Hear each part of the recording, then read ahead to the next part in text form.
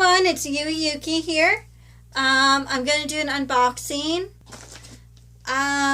If any of you know, well, some of my friends do know this in real life. I play Cardfight Vanguard, touken ranbu as my main deck. So I'm going to unbox my card sleeves that I ordered from Japan. So let's see. All right.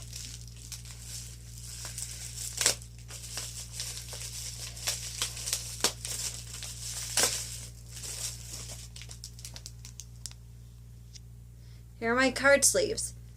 Those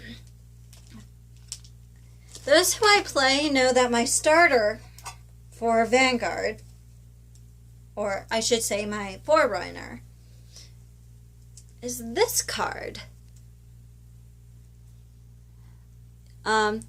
Same character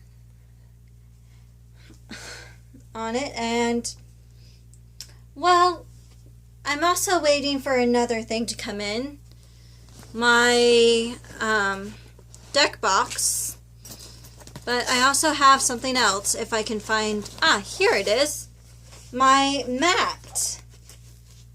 Touken ranbu. The character on it is one of the hardest cards to get. No matter if it's the SP or just the regular G guard. $70 autograph. Yep. But see?